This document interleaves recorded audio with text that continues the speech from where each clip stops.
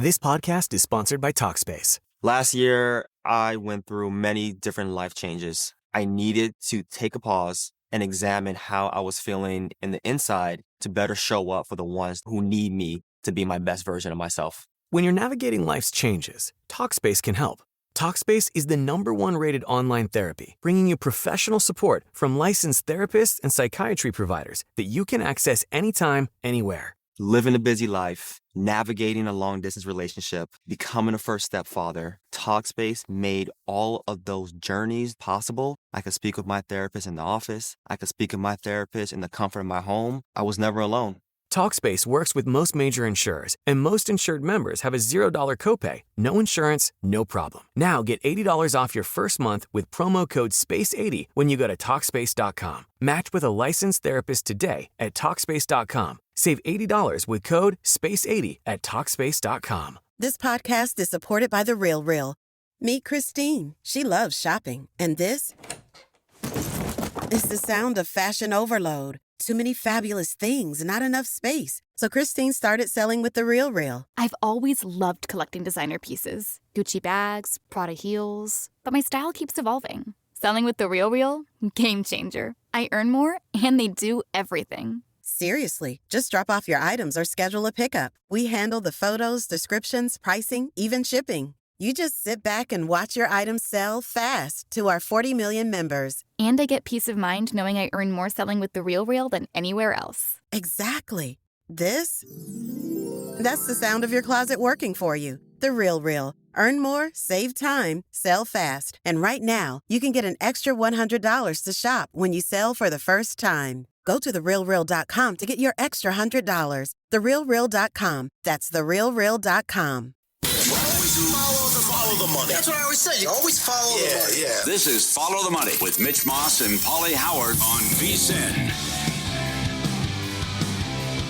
Kicking off hour 3 here of Follow the Money. Stormy Buonantony, Jonathan Von Tobel in for the guys. And maybe I should call it, as a lot of people on social media have said when we preview this show coming up after ours, typically Follow the Money moves. Makes sense, as JVT and I typically host from 11 to 1 Pacific, 2 to 4 Eastern, weekdays here on VSiN right before Follow the Money gets underway. Still a lot more to get to here in this final hour. Coming up in 15 minutes, Nick Giffen of Action Network is going to join us, talk through the 68th running of the Great American Race, Daytona 500 coming at us this weekend.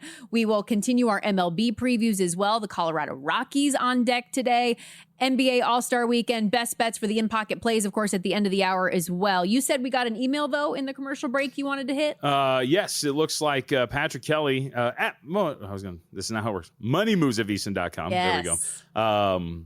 Stormy, JVT, you guys are awesome. Thank you, Patrick. Thanks, Patrick. The Hockey 6-7 sweat was great. This wager made too much possible sense, especially listening to Money Moves and Follow the Money when I can. Really like the Knights, but I can see this happening. And he attaches a screenshot of a play, which is a parlay of the Oilers to win the Pacific and the Hornets to win the Southeast Division. What's that payout? What are the odds? That's got to be pretty hefty, right? What am I looking at here? 25 to pay out 812. Sorry, I'm blind. 31 to 1. Oh, yeah, nice. That's very nice. Because Edmonton, like we were talking about in the break, they are only a few points back of Vegas right now, who you, similar to the Lakers, have called fraudulent throughout the course of this year. You think they're a fake good team, which I can't really fault you on, considering. I was going to say, is anybody going to refute me? The overtime losses have really bumped up the points numbers for them, and they weren't playing well recently. But Edmonton's right there in the division, so I can see that playing out that way. We do also, by the way, have the car video. So we were discussing earlier this report that apparently there's a restaurant in New York that is based for customers that want to go on dates with their AI companion or something like that, or like has a special area for them. I don't know, whatever. It's too much for me and my anti-AI brain. What else is too much for me is the self-driving vehicles. Like, I do not do well with them. Our boy JVT, while he was in Santa Clara doing all of his Super Bowl work. Before we play this, you promised you cleaned up the audio, correct? Okay. There might have been a beverage or two consumed. I think we cut it early before you get into the craziness. All right, let's see it. But JVT, he took a ride in, what do they call it? A Waymo. Yeah.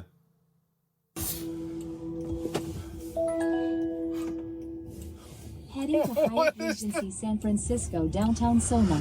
This is crazy, dude. For any questions, press the call support button to speak with a Ryder support agent. That was... We cut out the moment where I think I say at some point, I can't believe I lived to see this day. Yeah. That looks terrifying. It was kind of wild. I mean, the funny part was it was a total waste of, gas and money because I was only a mile away from where I was staying. Oh, really? It's just, there was one right there and I really wanted to try it out. So yeah, we took it to see what was going on. Where we were staying was very walkable, but still that was, it was an experience. I thought I was driving a little aggressively, so we'll see. I was going to say, be honest, at any point did you feel safe?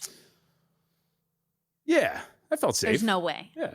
Except for when it said, make sure your seatbelt is buckled, and you said, I never unbuckled it. That's right. It was a good experience. It just looks like the worst. For anyone who has ever seen the show Upload, you know what I'm talking about. But the very start of that show is a self-driving vehicle that gets reprogrammed to crash in a murder attempt of this person. And that is like... That's just the tip of the iceberg, potentially. Robots are just not good for me. I think that it's too much right now. I saw this teacher posting about he saw a student of his copy an answer and then put it in the AI platform to say, can you please rewrite this with normal grammatical and syntax errors of a high school student, and then copy and paste that answer into the thing. And it's just like, it's just too much. It is. All right. It's the future, though, Doug. We can give it. The future is. I'm not interested in it. Future's now, old man. We already have the Sphere. That's the only futuristic thing I'm into, which I am going to tonight for the second time. I'm going to Backstreet Boys. Okay. Very excited about that. I thought that was tomorrow. No, it's today. It's Valentine's Day weekend. I didn't even actually finish this story to you yesterday because I was just in my head about the whole Valentine's Day thing, the way that you were peppering me with questions. I wasn't peppering you with questions. I just believe that Valentine's Day is a corporatized holiday that means absolutely nothing. My husband had no interest in going to the Backstreet Boys with me, but I told him, I was like, even if you don't like the band, the Sphere is such an experience here in Vegas. This is one of my favorite concerts I've ever been to in my life, if not my favorite, because it is just so cool visually to see what they do with everything. And so I'm going with a couple friends for their birthdays. And because it was Valentine's Day weekend, that's why my husband is coming with me. Not because I asked him, but because he just innately felt like he should hang out with me over Valentine's. Isn't that nice? That was actually a nice thing that he did. Sure. It's a very expensive thing, but a nice thing, no less. Very nice. You ready to get into more basketball? Sure. I'm ready to go. Have you ever been to the Sphere? No, I have not. So that's why you're just poo-pooing on everything I have to say, because you haven't been to experience the glory. Very expensive, very fun, very worth it. That's it. I know you just said you didn't have anything on St. Louis, Loyola, Chicago. But I do. And Loyola Chicago, to Greg Peterson's point a little bit earlier on in the program, they are getting played here a bit, down from the 8.5 to 17.5. This Ramblers team, to me, though, is just... they're awful. If you've watched any of their basketball, it's bad. They've lost 10 of their last 11 games straight up, only even covering the spread in 4 of them. St. Louis, fresh off a win and cover of a big number, laying 23 against LaSalle.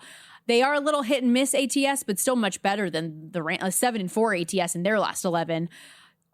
Joe Lunardi called them in his most recent bracketology an analytical unicorn. 3rd nationally in effective field goal percentage, 2nd in three-point shooting, 91 points per game, one of the fastest paces in the country, best effective field percentage defense. They're rebounding at a top 11 rate. I'm not betting the spread here with St. Louis, but I do think because their offense and their rebounding is as good as it is, and they play at the pace that they do, even with a Ramblers team that plays at a slower pace, I think we're going to get points from the Billikens in this spot. So I was trying to look at some alternate angles. Their team total got bet up too high for me at 87.5, but their first half team total at 42.5, I think is pretty worthwhile, and it's only minus 105. Some recent results, including their win over LaSalle. Loyola Chicago trailed by, excluding their win over LaSalle, because that is a team that... The team that I just told you that the Billikens beat up on is the one team that Loyola Chicago has beat on this recent stretch of them playing terrible. They have trailed by 18 against Davidson in their most recent game at the half, giving up 47, gave up 46 in the first half to VCU. St. Joseph's had a 51-27 first half lead. So that's kind of the angle that I'm playing on here, just the expectation that St. Louis can score and score early. Makes sense to me. Like them. I like the note about them being as analytically sound as they are. They've been absolutely brilliant. in every single category you want them to be. So when they go to the NCAA tournament and lose early, I'm sure everybody will be like, see, analytics, they stink. But no, I'm That's down with an this. analytical unicorn. No, I mean, they're great. You listed off all the stats as to why. This is a team that if you were to build a basketball team on paper in terms of the shots it would take and the way that they would look, this is the team that would do it. Okay, how about those UNLV Rebels out there in the Mountain West? They're in Boise, Idaho, taking on the Broncos. Boise State laying 11.5 at home, total 153.5. Can your running Rebs cover the big number? Seems like a big number on the surface. Some of the projections have this at 9. And this is I think what part of the inflation of this number is the revenge factor. UNLV, if you remember, played Boise out here. UNLV ended up having to go to overtime, gave up a late 3-point shot to tie the game, but went on to beat Boise in OT.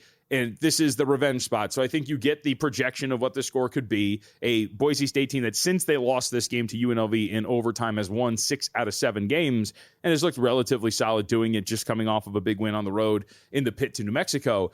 I think that this is a number that's probably a little too far out, just given the fact that we are sitting in a revenge situation for Boise. And you'll see this when you get these conference games, you get the rematches. Generally, you'll see the market kind of gravitate toward the teams that need revenge or lost the first matchup. I do think you're seeing some of that. So I'd actually lean a little bit toward UNLV. Say what you want about them. You look at the way that they can play. They've got some pretty decent guard play. They can score. Dre Gibbs-Longhorn, their leading scorer right now, is absolutely electric, getting to the basket, and there's not many guys that can stay in front of him. I think they're competent enough that they would stay inside of this number, but we'll see where it goes because it's really not heading in any other direction but one, and that would be toward Boise State right now. Again, open 10, up to 11. We'll see if it gets a little bit higher, but I'd lean toward UNLV here. I think it'd be the spot for them. Anywhere else in college basketball that you were looking today? Today, no. I mean, I think we're pretty set for today. Saturday, maybe? Yeah, we can have time to really expand on what Saturday looks like as well because we've hit a lot of these games. I'll say before we move to Saturday really quickly, I guess the other interesting matchup, because again, I don't know why. We know why, because Miami, Ohio has been playing so well. But I've watched a lot of MAC basketball today, and Akron and UMass is an interesting game, only because we've seen the market move in the Minutemen direction. Open 13.5, total of 160. Total's been bet up, but UMass getting a little bit of action here, down to about 12.5, 13, depending on where you look. We've seen them in spots like this, perform and stay inside of the big number. Did it to Miami, Ohio. Maybe you'll be able to do it here, but interesting to see that UMass once again is getting some support here in Akron, getting bet down a bit. Okay. Looking ahead to tomorrow, and we will, like you said, hit on these a little bit more later, but some fun top 25 matchups coming up. Kansas at Iowa State being amongst that group. Kentucky, Florida, who I know you're invested in the futures market, and that's become a more and more popular play that's been brought up. Texas Tech at Arizona. Saturday's card looks to be kind of awesome on the surface. Oh, I mean, it looks absolutely tremendous. The Florida game is going to be at the top of the list, and you're talking about games that you really want to get into and watch. But there is a giant glut of games that you can look at here that you're going to be intrigued by, and that's just the ranked teams. I mean, Kansas on the road against Iowa State is going to be at the top of the list. When you're looking at, again, we talked about revenge spots here potentially. Iowa State maybe looking for a little bit of payback after what happened the first time around when they played Kansas, got absolutely smoked on the road against the Jayhawks. Yeah, Duke Clemson as well. We were talking about that look-ahead spot for Clemson against Virginia Tech the other day. That is the game that is on deck, and Duke's laying a pretty big number in it. By the way, as we talk about all of this college basketball, March Madness is going to be here before you know it. If you're a VSiN Pro subscriber, you want to get in there. You get our guides for free as a part of it, so that's going to give you inside daily access to all the articles we do up at vsin.com, the Opta AI projections, everything, in addition to getting this betting guide. You can get started today for just $9.99, 50% off with an annual subscription, vsin.com/subscribe. We're going to step aside. Nick Giffen of Action Network going to join us next, talking all things Daytona 500 on Follow the Money.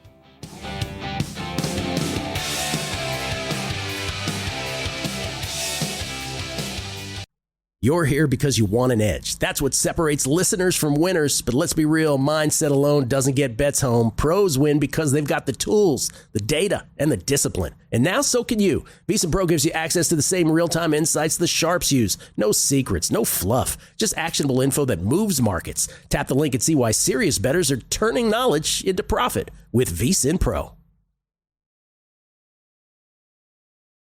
This podcast is sponsored by Talkspace. Last year, I went through many different life changes. I needed to take a pause and examine how I was feeling in the inside to better show up for the ones who need me to be my best version of myself. When you're navigating life's changes, Talkspace can help. Talkspace is the #1 rated online therapy, bringing you professional support from licensed therapists and psychiatry providers that you can access anytime, anywhere. Living a busy life, navigating a long-distance relationship, becoming a first-step father, Talkspace made all of those journeys possible. I could speak with my therapist in the office. I could speak with my therapist in the comfort of my home. I was never alone. Talkspace works with most major insurers, and most insured members have a $0 copay, no insurance, no problem. Now get $80 off your first month with promo code SPACE80 when you go to Talkspace.com. Match with a licensed therapist today at Talkspace.com. Save $80 with code SPACE80 at Talkspace.com. This podcast is supported by The Real Real. Meet Christine. She loves shopping. And this is the sound of fashion overload. Too many fabulous things, not enough space. So Christine started selling with The Real Real. I've always loved collecting designer pieces. Gucci bags, Prada heels. But my style keeps evolving. Selling with The Real Real? Game changer. I earn more, and they do everything. Seriously, just drop off your items or schedule a pickup. We handle the photos, descriptions, pricing, even shipping. You just sit back and watch your items sell fast to our 40 million members. And I get peace of mind knowing I earn more selling with The Real Real than anywhere else. Exactly. That's the sound of your closet working for you. The Real Real. Earn more, save time, sell fast. And right now, you can get an extra $100 to shop when you sell for the first time. Go to TheRealReal.com to get your extra $100. TheRealReal.com. That's TheRealReal.com.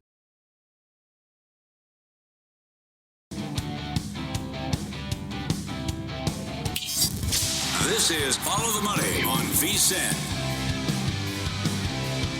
Last week, the Super Bowl in the NFL. This week, the Super Bowl of stock car racing. As we welcome you back to Follow the Money on VSiN, the Sports Betting Network, Sirius XM Channel 158. Stormy Buonantony, Jonathan Von Tobel with you. The 68th running of the Great American Race on deck this weekend, the Daytona 500. To help us break it all down, very excited to welcome in Nick Giffen on the Progressive Guest Line, NASCAR and predictive analyst over at Action Network, host of both the Running Hot and Stacking Denny's podcast. You can follow him on X at RotoDoc. Welcome in, Nick. How pumped are you for the weekend? Oh, I'm so excited. NASCAR is back. And as a kid growing up in Virginia, North Carolina is the hotbed of NASCAR, right? That was what I watched growing up. So it's my favorite sport. And I'm excited that we get to have the Super Bowl of stock car racing right off the bat. Yes. And before we get into some of the racers that you really like this weekend, some of the bets, for anybody who maybe hasn't bet motorsports in general before, is there anything that you can share, just a general rule of thumb that you have, advice you have for betting an event like this, the markets that are available? What can you give us? Yeah, so there's a few different markets. Obviously, there's the outright or to win market, and that's betting on the driver to win the race. It's very difficult because almost every single driver of the 41 car field can win this race because of the style of racing we have here.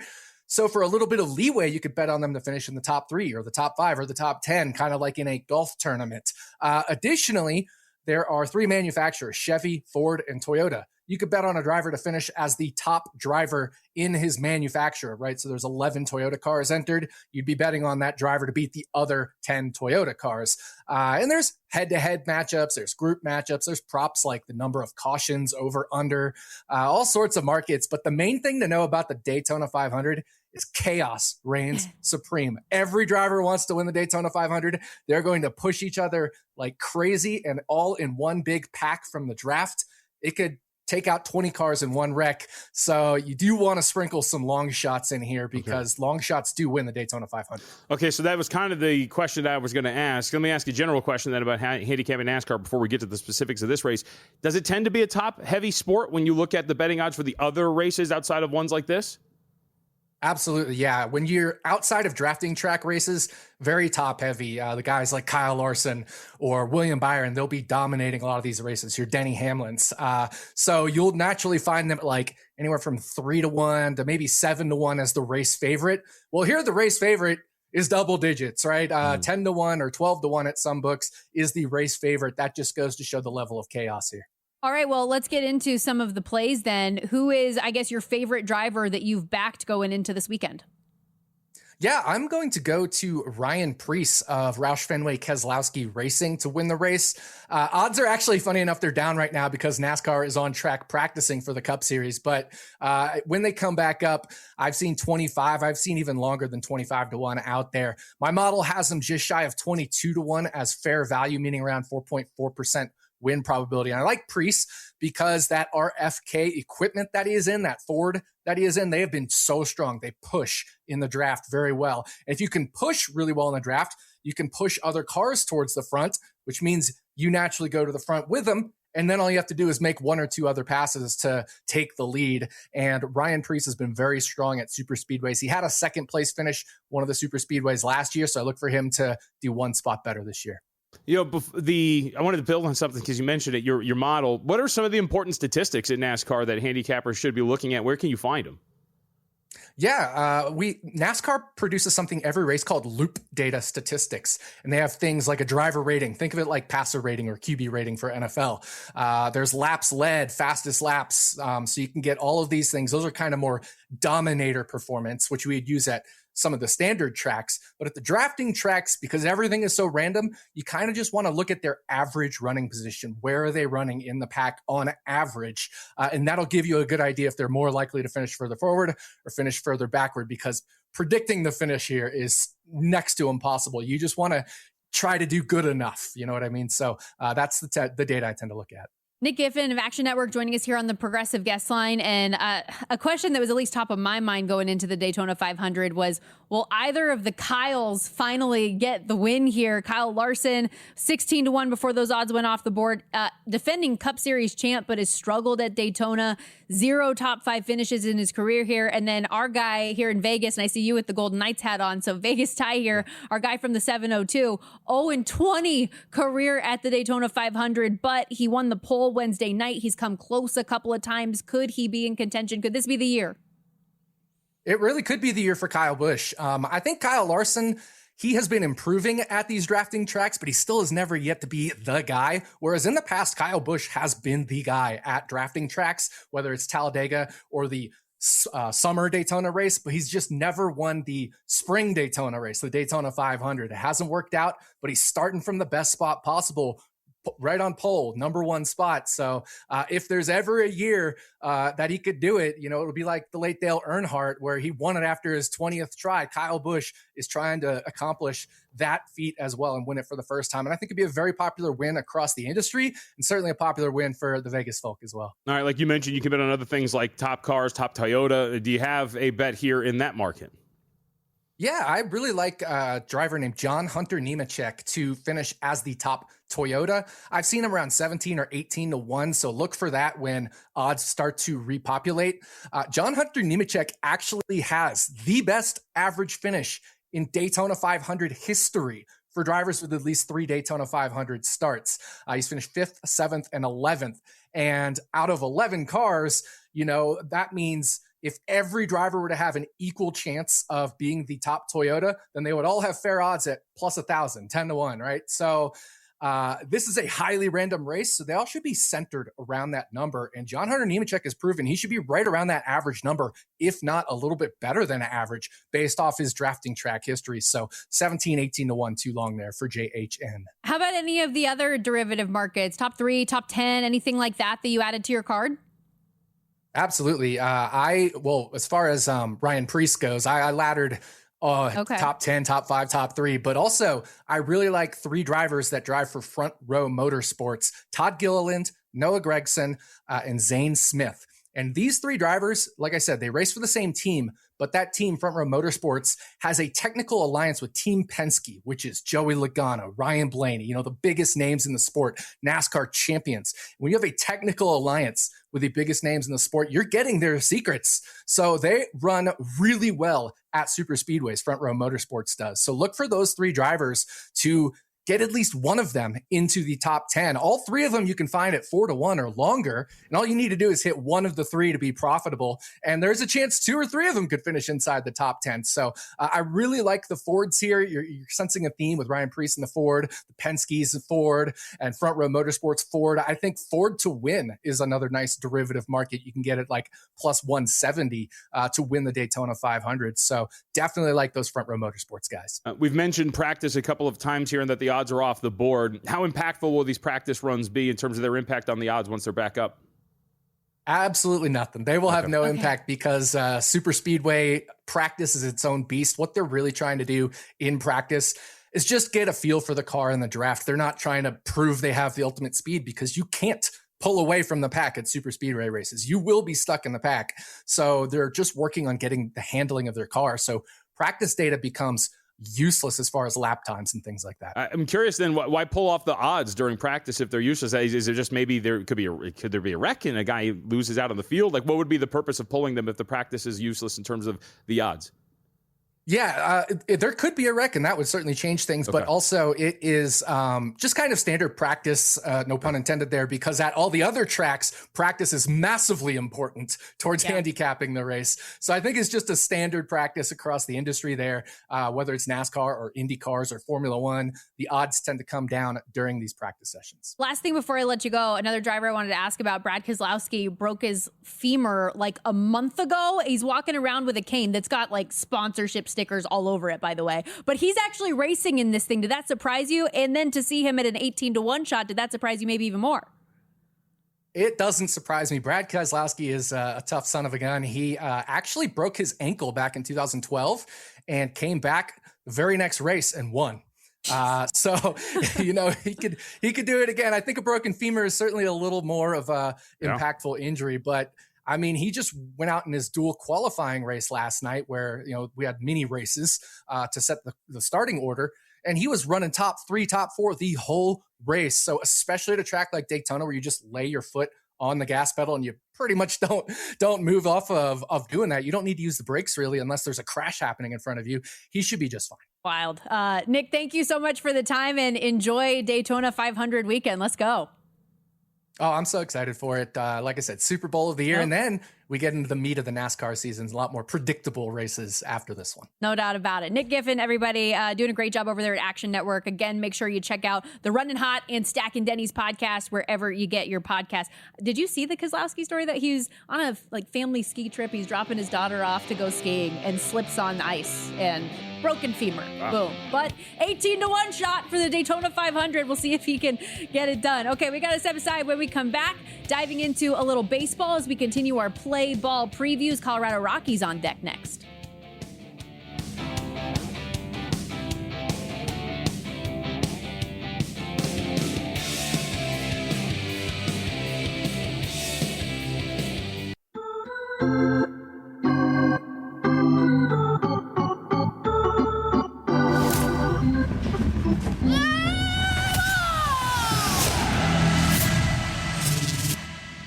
That intro was probably a little bit more exciting than the Colorado Rockies will be in 2026. Welcome back to Follow the Money. Stormy Buonantony, Jonathan Von Tobel with you live at downtown Las Vegas, Circa Resort and Casino.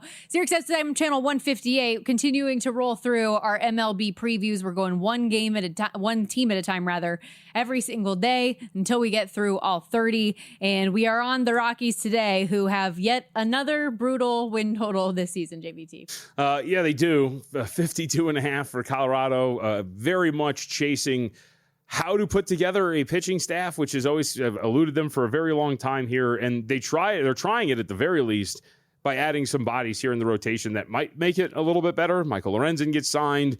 If you look at it, Tomoyuki Sagano, Jose Quintana, all part of this. So you have a bunch of these guys. Freeland still here too. So you have 4 in the rotation that'll make that up. The question is who fills in the back end in that 5th?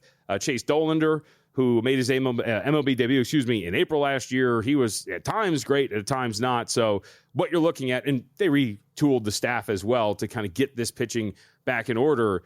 But you play out there in Colorado, as you mentioned a ton of times, you do wonder if this is just going to continue to be an Achilles heel for a team that doesn't really have a ton of burgeoning talent that you're really excited for at this point right now. And it's hard to look at them and say, yeah, like this is a team that we really want to back from a future standpoint and ask them, hey, you can get this done from the standpoint of going over your win total, pushing for 60 wins, not something that I think seems like it's in the cards at this point.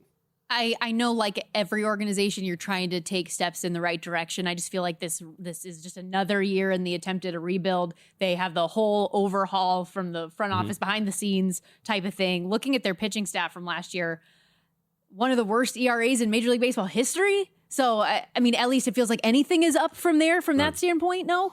I mean, yeah, I think that the problem is, again, what you looked at with the staff, but also the offense. How much better is it going to get? I mean, it's hard to be worse than worst. It's impossible. And so the Colorado's last year, 30th in weighted runs created plus as an offense. So how much better is this offense going to be to give this pitching staff some sort of support, because it is going to struggle? Maybe you get guys like Lorenzen and Quintana to give you some performances and a little bit more hope on some of these road trips that you're going to be on.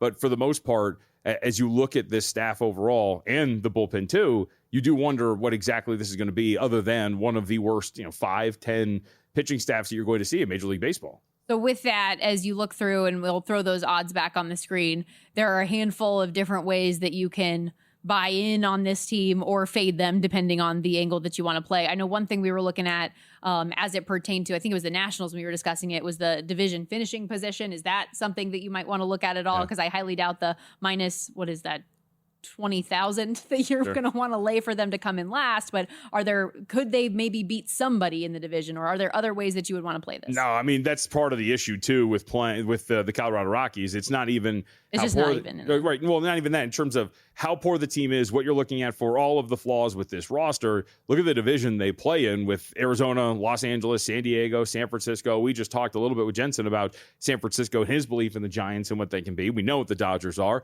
Padres are as adequate. Arizona could be something. So you look around as well, when a majority of your games are being played against your division foes, and you're talking about getting knocked around there with a roster that is in the state that theirs is, I don't think there's a scenario in which they're not last. Like everything odds-wise is just laughable for Colorado. I feel bad. Yeah. Even their longest win streak is plus 155 to have 5 wins in a row at any point this season. Yeah, like we talked about Chicago yesterday, the White Sox, and the fact that playing them to finish 4th and maybe ahead of Minnesota is something that could happen, and obviously the odds reflect that. There is a reason here. I mean, there is such a chasm between Colorado and the rest of the NL West that there's really, I don't think, any reality outside of all 4 teams being abolished and them just putting in the Colorado Rockies as the only team in the NL West in which they're going to get past 5th. To have the longest losing streak in baseball this year, plus 170, the price, their longest losing streak, you can bet how many games that would be, over or under 11.5 losses, plus 150 to the over, minus 180 to the under. I'm not even going to tell you to have the longest win streak. Well, so the number's 4.5. It's interesting you say that. There is a time, you see last year, they had that stretch in the middle of August, because that was the one that stuck out to me. They had that stretch in the middle of August where they had won 4 straight games. And remember, I think it was around the time that we were talking with our pal Nate Kreckman out there in Colorado, that they had won 7 out of 9. Baseball's a weird sport. Ask them to win 5 straight games. I mean, out of all the positive things you can ask the Rockies to do, that might be something that you look at. Now, they didn't achieve it. They had 2 different 4-game winning streaks yet last year, so that's got to be something that is going to change from a season ago. But 4.5, that was the only thing that I kind of looked at, like, you just catch it right in baseball and you get hot for a little bit. You get the right rotation of guys to come up against when you're talking about teams that you're playing, some of the injuries that take shape throughout the year. I don't think it's the craziest thing in the world to look at it. But again, they did not do it last year. 2 winning streaks of 4, but nothing over that. Couldn't get over the 4.5. Anything else you're dying to get to here on the Rockies, or do you want to switch to some of the college hoops games that we have coming up tomorrow? I think the only thing that we're dying to get to with the Rockies is the end of the season. Oh, man, you can't say that before it even starts. What if they could get some spring training, good stuff from the prospects? Do you bet spring training? No, not at all. I'm okay. I mean, I know it's a lot of information and all that. I do not. It's just too much to dive into at that point. That's and we should know, too, with Chris Bryant as well, with the 60-day IL, he's got back problems. So even then, the rotation gets a weak rotation. Lineup gets weaker. It's a nightmare right now for this team. Okay, we talked about it a little bit earlier when we were going through today's college basketball games, but we've got a great Saturday card ahead coming up tomorrow. The belle of the ball, that number 6 ranked Kansas at Iowa State, number six ranked Iowa State, number 9 ranked Kansas. Iowa State laying 6.5 there in Ames, total 144.5. The Darren Peterson experience always going to be a question when it comes to the Jayhawks. It seems he's right now he's going to play, according to reports. He's going to play. Good to go. Well, we'll see once we get to warmups. I mean, yeah, I think that's a fair criticism of what he has been in terms of availability. Do you think that this impacts him NBA wise? I know that's been a big conversation, but you. No, I don't think so. Okay. Well, there are some talking heads that have been kind of like out on him all of a sudden. Yeah, that's shocking. The talking heads would be like that or be hyperbolic about any sort of thing. But no, I don't think that's going to be the case. Look, this game's going to be interesting. We just talked about this from a revenge angle just a couple of minutes ago. When you look at these teams and the way that these kind of get inflated, we were talking about it in the sense of Boise State and UNLV, that the fact that the market kind of jumps on some of these teams looking for revenge in a rematch of a conference spot. And this is, again, what we're talking about here. Iowa State looking for vengeance in a loss that they had suffered to Kansas earlier in the season. We're looking at 6.5 right now. Total's 144.5. We'll see where the market goes. On its surface, it seems a little high. Kansas have been playing extremely well. We know this team. I guess there's an argument to be made that some would start to make, Stormy, which is they're playing better without Darren Peterson. But look, they've won games with him. They won games without him. I don't really think that would be the case entirely. I think this is more about Iowa State and their offense. Coming off of the loss to TCU, the bounce back spot here. One of the things that has bothered me about Iowa State this year and under TJ Otzelberger as a whole, when they are not turning the ball over and getting out in transition, at times the half-court offense can be pretty poor. So that is something that I think could really bother you when you talk about playing a Kansas team that does play very well on the defensive end. 9th best in the country in defensive efficiency, one of the top 5 teams in defensive efficiency in the Big 12, and I still think you have some of that here. So if all of a sudden, because you look at the losses for Iowa State, common thread has been the offense has just fallen off a cliff, including against TCU last time out, where they averaged, I think it was about 0.8 points per possession. That to me gives me a little pause when you look at this. You're going to be able to force enough turnovers here. And with Peterson there, it's another ball handler that helps you out in terms of not turning the ball over as much. So if the market starts to get up here in favor of Iowa State, we're talking like 7.5, I think it would be Kansas.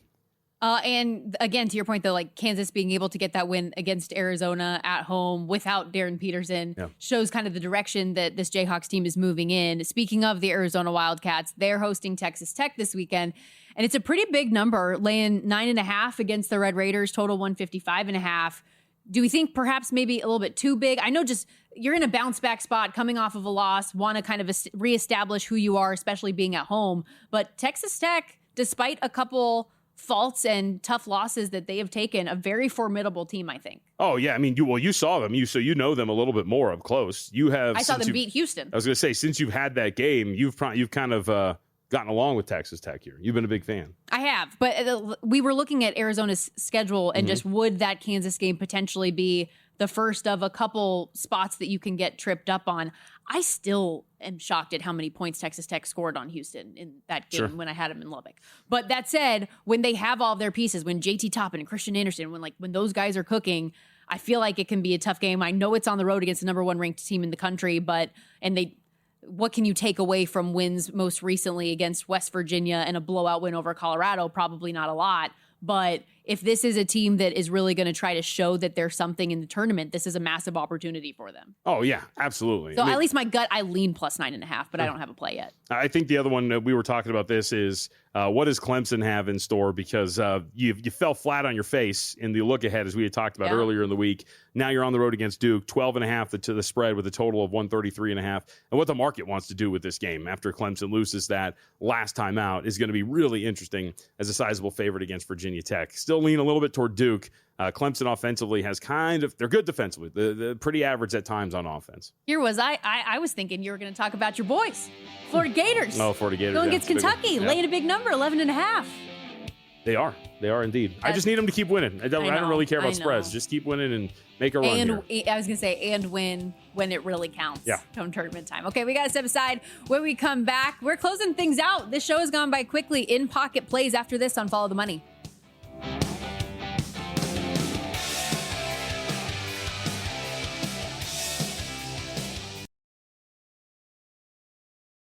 This podcast is sponsored by Talkspace. Last year, I went through many different life changes. I needed to take a pause, and examine how I was feeling in the inside to better show up for the ones who need me to be my best version of myself. When you're navigating life's changes, Talkspace can help. Talkspace is the #1 rated online therapy, bringing you professional support from licensed therapists and psychiatry providers that you can access anytime, anywhere. Living a busy life, navigating a long-distance relationship, becoming a first-step father, Talkspace made all of those journeys possible. I could speak with my therapist in the office. I could speak with my therapist in the comfort of my home. I was never alone. Talkspace works with most major insurers, and most insured members have a $0 copay, no insurance, no problem. Now get $80 off your first month with promo code SPACE80 when you go to Talkspace.com. Match with a licensed therapist today at Talkspace.com. Save $80 with code SPACE80 at Talkspace.com. This podcast is supported by The Real Real. Meet Christine. She loves shopping. And this is the sound of fashion overload. Too many fabulous things, not enough space. So Christine started selling with The Real Real. I've always loved collecting designer pieces. Gucci bags, Prada heels. But my style keeps evolving. Selling with The Real Real?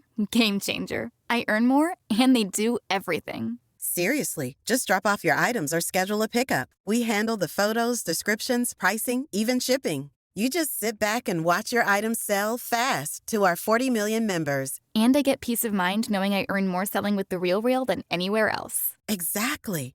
That's the sound of your closet working for you. The Real Real. Earn more, save time, sell fast. And right now, you can get an extra $100 to shop when you sell for the first time. Go to TheRealReal.com to get your extra $100. TheRealReal.com. That's TheRealReal.com.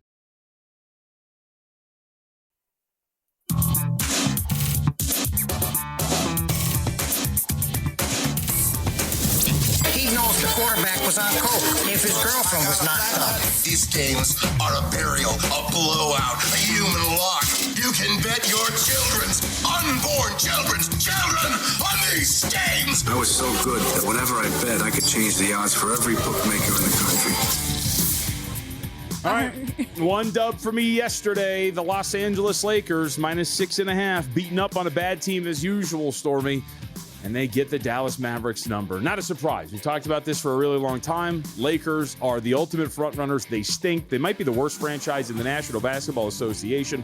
A bunch of frauds, and anybody who roots for them are just frontrunners themselves who know nothing about building character through following real teams like the Los Angeles Lakers -6.5 a winner.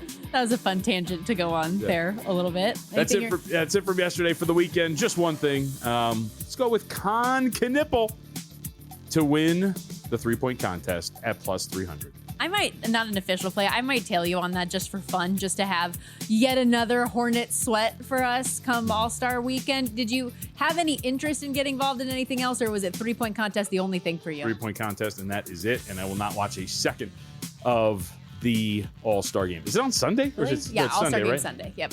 But there's like little trickle out every day. Will you still watch the dunk contest at least, or you're you're our senior NBA betting What's analyst. there to analyze? There's numbers out there, man. I counted on you and then for please count me on this, okay? Because this is what we're gonna do. Watch. This is for the record. And then on Monday, everybody's gonna come in and be like, "Oh, that stunk." Yes, it sucks. Who cares? Don't watch it. It's one of the most useless games in the world. It's the same thing with every single All-Star game. And I'm willing to bet it'll probably be covered here. No one cares. I love basketball. Nobody cares. Yeah, let's just accept there's no saving it at this point. There's no saving any of these. No. Hockey was playing, it's like 3-on-3 tournaments. I know it's stupid and we don't need to go down this rabbit hole, but I do still think like the MLB All-Star Game and Home Run Derby and their celebrity game, like, I still find that fun. I watch All-Star Weekend in Major League Baseball. There's no shot you watch the celebrity game. It's fun. There's no shot. I always have it up on the background. Okay, well, having it up in the background is way different I than am a watching part the of their celebrity game. Nielsen rating. Aren't you also going out tomorrow? I didn't mean celebrity for NBA. Oh, okay. I said MLB, buddy. Oh, okay. However, and no, I'm going out tonight, not tomorrow. Let's see. Get it down. We're going to the Sphere tonight, baby. Backstreet Boys. As for me today, so both of the hockey plays ended up coming through, which was nice. Italy, we thought it was going to be a sweat. I knew it was going to be an uncomfortable game all throughout. We somehow get there. The Italians +7 against Team USA. The Americans came out with a vengeance in the second period with As we do. With a 5-goal second. But the Italians, give them credit. They skated so hard in the final frame, did not give them anything else. 6-0 final. So you cashed your in-game -5.5. I cashed my +7. Also, the Canadian men on the puck line lane 2.5 -135. That comes through easily. 5-1 final against Switzerland. Meanwhile, we've got a handful of pending plays as well. Whether it be, almost all of them in hockey, but some golf as well that we're sweating out. Rasmus Dahlin over 4.5 tournament points. We are 1 away, ladies and gentlemen. The lone goal for the Swedes in their 4-1 loss to Finland overnight got us to 4 points in 2 games. I mentioned Finland getting that win. Critical for my Group B bet that is somehow still alive here at +140. Slovakia with a 2-0 advantage in the standings right now at 16-1 shot. Sweden, who was your favorite, has not been playing nearly as well as we anticipated that they would. So this thing could ultimately come down to a tiebreaker goal differential situation. So go Finland. I'm about it. Czech Republic to medal. They bounced back, got a win this morning. Not anything. I don't love the Czech Republic based on what I've seen. Big picture from them so far. 4-1, that's pending though. Canada to win gold. I did add that earlier this morning here at Circa. +114, that price. The more I watch this team, the more I think that they're just going to dominate when all is said and done. USA and Canada, collision course for the final. And I just don't think that, I know that you're not going to get a better number than this on Canada leading up until that. In the golf, sweating out top 10, top 20 on Russell Henley, top 20 on Victor Hovland. In the soccer, because I liked our guest plays yesterday, just rolling with it. Inter versus Juventus, over 2.5 goals coming up this weekend. Coventry and Middlesbrough over 2.5 as well. And then tonight, what are we adding? College basketball. I tried to correct myself and I said it the same way. We're just moving on. St. Louis first half team total, over 42.5. They are a dominant offensive team for what their schedule has been, taking on a really, really bad team in Loyola Chicago today. I didn't want to lay 17.5, 18.5, any of that, but knowing how effective they are at producing points. We gave out all of the analytical numbers on what they've been able to do offensively, field goal percentage, all of that, the rebounding numbers, the pace of play that they play at as well. I know 42.5 is a really big first half number, but I think we get there against Loyola Chicago. And Michigan State just feels like the side to me, -1.5 at Wisconsin. Letdown spot for Wisconsin, even though Michigan State most recently had an overtime win over that Illinois team themselves. They've had a lot of time to prepare for this thing. That game was last Saturday. They're so good defensively, even on the road. I think that shows up. So Michigan State, -1.5 at Wisconsin tonight. And even though football season is over, everybody, the betting calendar, as we know, is just heating up, as evidenced by how many plays I just had on that card. March Madness around the corner. MLB season fast approaching. Now's the perfect time to bet smarter with VSiN Pro. You can sign up today.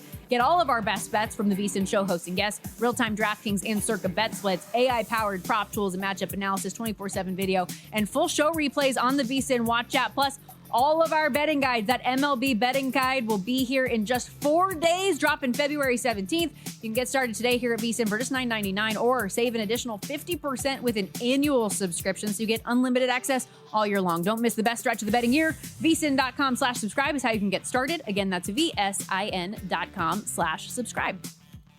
Earlier today, so you can take a breath, I got a tweet from Main Street Mark who asked me who wins the NBA All-Star MVP. I will let Main Street Mark in on my highly secret, I'll tell everybody about this, highly effective way to handicap All-Star MVP. Okay, what's the word? I like to cover my eyes. I thought you were going to. And I like to just point at the pictures of all the guys who are playing and then bet that guy to win MVP. I thought you were going to say throwing darts, but so similar concept. Pretty much, yeah. That's it. I got nothing on that. Nothing. Victor Wembanyama, your favorite, which... I mean, I guess they tend to lean toward giving it to like the young up-and-comers at times. So let's see. Yeah, give it to him. He shows out. They allow him to win it. Vote for him. Maybe that's what you look for. So he's what? Plus 425. Tyrese Maxey, 12-1. Scott. I mean, then it just gets kind of... Oh, these are really out of order. That's weird. My screen is like jumbled right now. So he's plus 425. Tyrese Maxey 12-1. LeBron 12-1. Kevin Durant 14-1. Jaylen Brown 10-1. Nobody else interest you? Not really. I mean, I don't know why you would handicap the All-Star game. So you're on Con Knipple though for the 3-point competition. Correct. Is there another name that you think would be worthwhile for a bet?